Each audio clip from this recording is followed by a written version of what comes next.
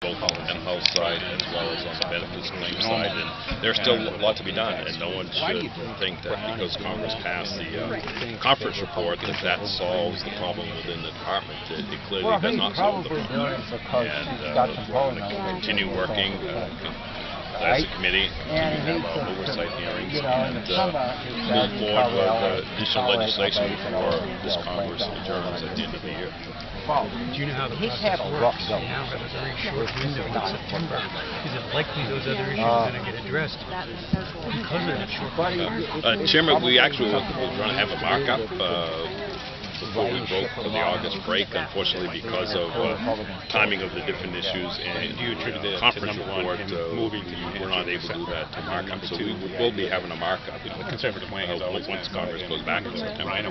But what's the likelihood they'll actually get to the floor and have a vote? Well, on the House side, we've been moving things to the floor quite rapidly. If you look at the number of bills we dealt with last year before the August break, there was 9 bills that went to the floor that encompasses about 34 bills, and we passed those in the House. We can't control what the Senate does. Hopefully the Senate will act upon the bills we've sent over there, the other Veterans Affairs bill. All we can do is encourage them to pass them, but short of that, on the House side, we'll continue to pass legislation, and hopefully the Senate will follow suit. The House has had some appropriations bills. The Senate has not done a single one yet.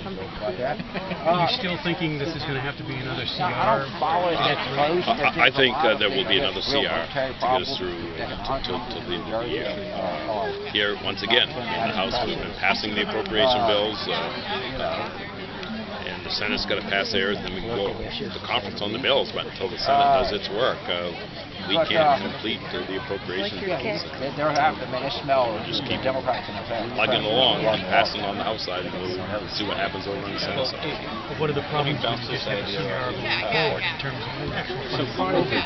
The CR is detrimental. It's not a way to run a government. When you look at the fact that a couple of years ago we were able to pass advance appropriations for the Veterans Health Administration within the VA.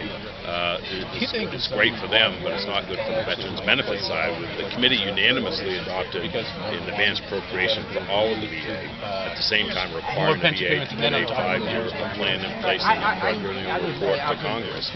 That legislation, we voted all the committee waiting for the Speaker to bring it to the floor so we can vote on it. I have no doubt that if it's brought to the floor, we'll pass it on the House side, hopefully on the Senate side.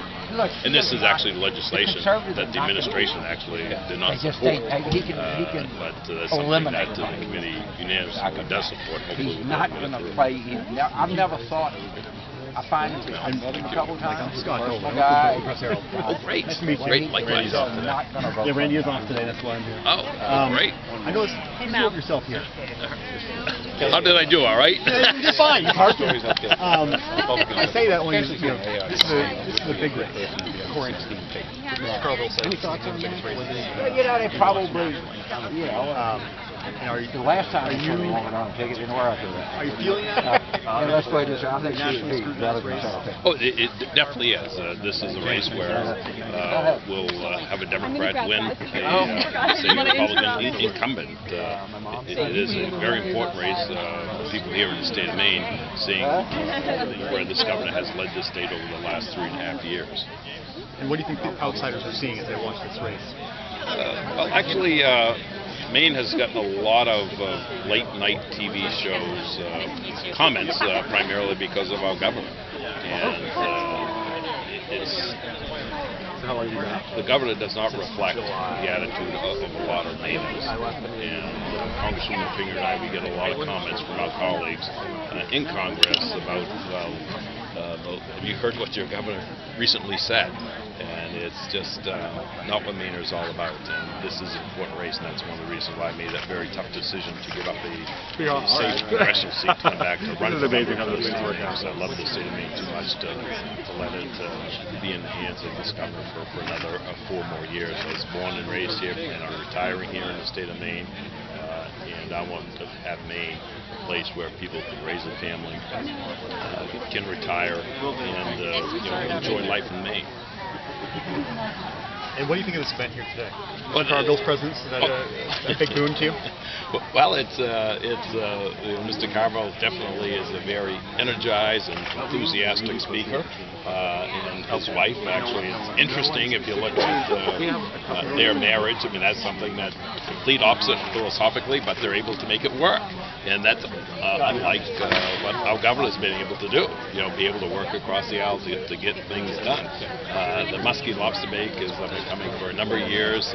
Very glad to be here, and actually you get to see a lot of Mainers from all around the state that usually comes to this lobster bake. So. And if elected, would you might have a driver? Continue to drive yourself? Oh no! Well, I'm told that we'd have to have the security detail for the governor would have to drive. So. That was kind of a wise. That's right. Yeah. No, well, thank you very much. I appreciate it. Not very often I get to drive myself. So today's one of those rare opportunities. I saw you singing the nervous. Oh yeah. So, well, I'm kind of lenient on staff. You know, I don't expect them to work 24/7. So.